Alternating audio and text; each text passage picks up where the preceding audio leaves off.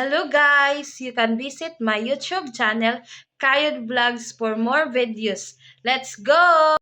So hello mga kakayod. So naay nagpa-shoutout si Tango Charlie. Yang ingon diri, good work, amping pa-shoutout ko from CDO Bulwa sa next upload sa vlog mo. Kung okay ra. So ayan na po, shoutout kay Tango Charlie from CDO Bulwa. So, good morning mga kakayod. So, karon nag-ready na ko kay para magsimba. Kay gahinan po nato ang Ginoo sa isa ka semana kaisa, di ba? So, kailangan ato siyang gahinan. So, ready na po para magsimba. Mahal kaya ta mag-simbahan.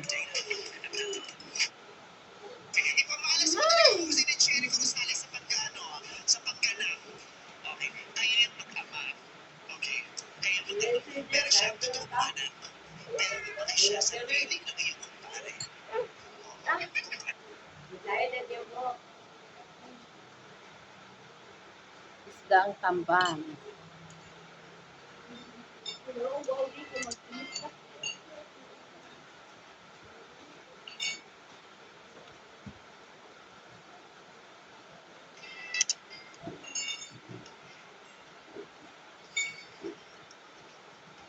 Mga tanim nyo, isda, sudan, at gulay.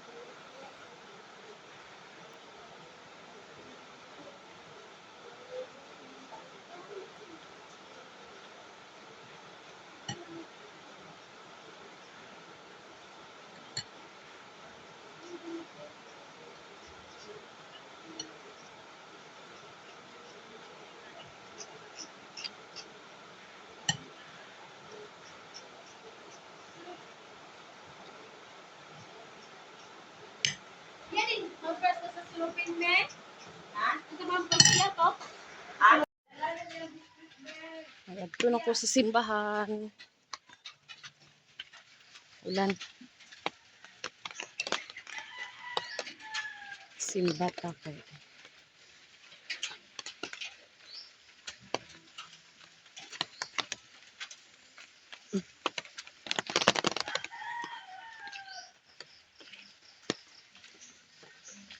Pika-pika. Danlog kay among dalan. Danlog. Hinay lang ta. Uy.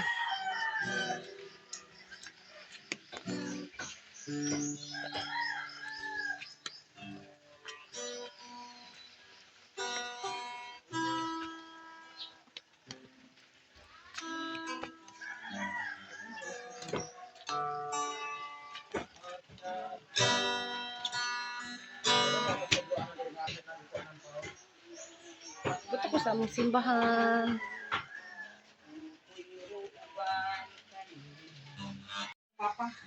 Sak, oh! Wala ba sila ni Gabin? Mana among pastor. Oh.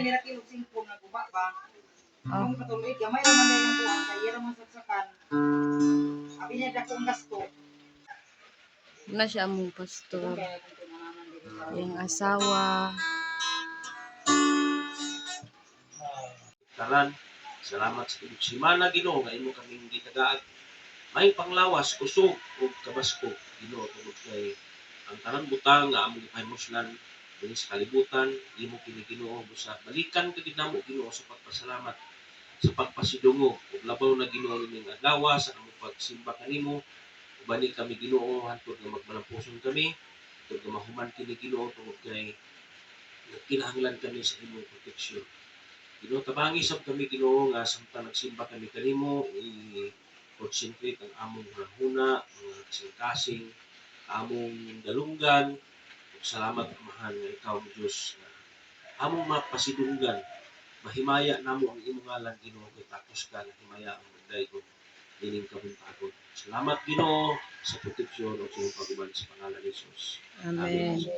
Ihatag sa leader. 100 unog dos. Awiti nga malipayon ang Ginoo, tibuok kalibutan, simbaha ang Ginoo uban sa kalipay ug panuol kamo kaniya uban sa malipayon nga mga awit. Salamat mi Ginoo sa adlaw sa Domingo di makasimba kami kanimo, makahatag kami kanimo pagdayeg, pasidungog, mga pagpasalamat, mga halad nga gikan kanimo. Usa Lord, among gitugyan ang tanan kining adlaw. Salamatan namo sa ang birthday ni Tibin Dab sa adlaw Lord. Salamat kaayo Ginoo sa imong ugma nga walay paglubad. Hatag kami ang lain na sad nga mga katuigan ug ampo kami sa Ginoo nga tagaan pa nimo kataas nga katuigan uban sa may panglawas o uban sa mga panalangin ng gisaad sa imong katawhan. Matag adlaw na mo na sinati Ginoo sa Lord God ang mga gustuhanon sab nga wala dinhi nag-ampo sad ni padayon kanila ikaw Ginoo mga proteksyon mga bantay o nag-ampo sad ni Ginoo sa among nasod Ginoo imo kami bantayan kanunay hindi mo hunong sa pag-ampo sa nasod sa Israel padayon ikaw Ginoo mga proteksyon sa imong katawhan na imong gipili among gi-claim kanimo ang imong mga saad ang imong tumanon ngadto kanila Ginoo walay labaw kanila nga mga nasod kundi sila lamang tungkol sila lamang ang mga katawhan nga miila o misimba diha kanimo gikan pa sa sinugan hangtod sa katapusan. Ginoo tingali dunay nangatipas sa imong dalan apan Lord pabalita sila anak kanimo aron mobalik sa Ginoo ang imong proteksyon pangalan ngadto kanila. Tugyan namo ang tanan sa among pagpadayon karon tugyan namo kanimo. Salamat sa Palang Espiritu nga may magagiya magahari sa tibok kanimo kinabuhi. Ining adlaw. Salamat sa imong pulong. Tugyan namo tanan sa ngalan ni Jesus. Amen. Amen. Sige. Stop sa libro sa mga buhat. Ayo pa kayo pagbalik sa Ginoo pero karon siguro kung sa mag-ihap ta og mag-count siguro ta og paingon sa tin siguro naa na siguro sa mga 8 kapin o 9 na kapin sa ato pa ginigabot ani nga panahon mao na siya ang pagbalik sa Ginoo. So muna itong tunan atong basahon maghatag lang ako lang magbasa nini sa 2 Pedro 3:10 paingon sa 11. Atong patalinhugan ang pulong sa Ginoo. Apan ang adlaw sa Ginoo moabot ingon sa kakawatan itong adlaw ang kalangitan mahanaw uban sa kusog nga dinaguok ug ang mga planeta ug ang mga bituon sa kalangitan musilaog ug maut-ot ug mahanaw ang yuta uban sa tanan nga naa niini. Ug sanglit kining tanan naglagon man pinagi nining naglagon man niining pagiha unsa may angay niyong buhaton. Kinahanglan nga magkinabuhi kamo nga balaan ug ihalad ang inyong kinabuhi ngadto sa Dios. So, diha lang sa takuto pero atong i-review niya ang 3:1 paingon sa 18. So, kana lang ang pinakasintro kaayo mo atong ihatag nga uluhan diya sa atong mensahe. Mga puta, salamat Lord sa imong balaang pulong nga among nabasa nining bago pa lang. Pinumdumi kami kanunay Ginoo ining panahon nga hapit na ang imong pagbalik. Daghan ang mga timailhan Ginoo. Ug liguna kami kanunay, dili kami matarog sa among pag-alagad sa among pagtuo kanimo. Kanasayod kami Ginoo nga kining mga panghitabo karon mauna ni ang katumanan. Duol na gid pagkatuman sa imong mga saad Ginoo usa. Man, balik kami ning kubuntagon. Nagtahi kami sa imong gahom. Ug salamat Lord sa imong presensya. Kanunay namo masinati kita ko sa kanan. Nga mo mga pag-ampo sa ngalan ni Jesus ang luwas. Amen. So igsoon atong iluhan ni nga pagbalik sa Ginoo. So dunay unom ka mga butang ato na lang siyang straight unom ka mga butang nga atong makatuunan dinhi. Ang pagbalik sa Ginoo na ay gigamit nga mga panagignan. Unsa man ang gigamit nga panagignan? Kanoy. Sige nato ni siya basahon. Sa panahon ni Noe, ang kalibutan buhat sa Ginoo pinagi sa pulong. apan gilaglag sab sa Ginoo pinagi sa pulo. Kay gipakita sa Ginoo ang iyang kapungot batok sa pagkadiligyos nun ug pagkautang sa mga tao. Na karon nga panahon na kung ikumparal nimo ang panahon kang Noe, ikumparal nimo panahon kang sa Sodoma ug Gomora, unsa man pagkadautan atong panahon na ug ikumpir karon nga high-tech naman kayo karon.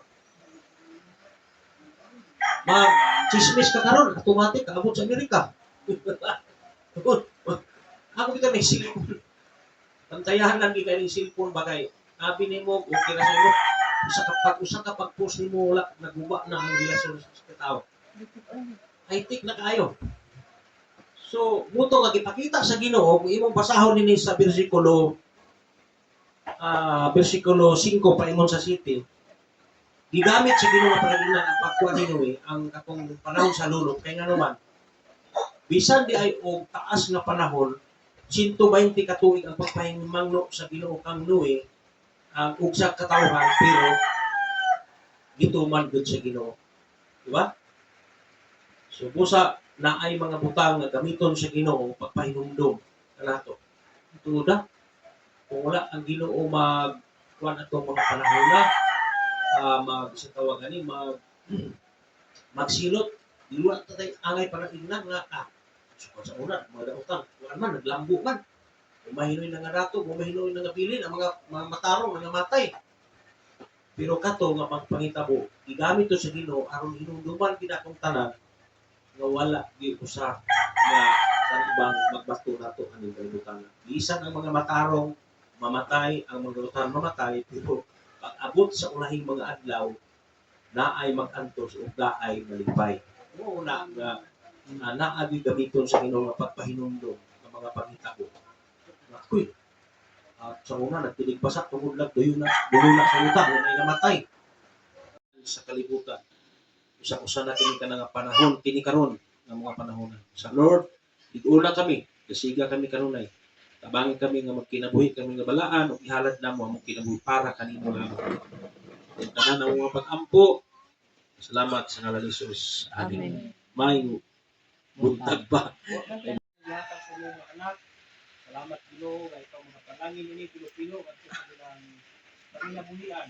Lord, ikaw mga hatag kanila kanuhan sa may panglawas ug sa ilang panalangin sa alang sa mga tao nga nagpatimanon kanunay pagbalik sa ilang panalangin na sa aming pagbulag-bulag lagi sa aming pagbali rin dito sa Pangulawan sa aming Diyos ang pagbalang ako balik kong alam basta sa kano na makasabot sa aming tulong salamat sa trampusan ng mga hinaginoong dawa ito ang hatag ng kadawgan ang kalipay o ang panalangin iba sa paglawas na balik sa mga nagpapamilya. Amen. Happy Sunday.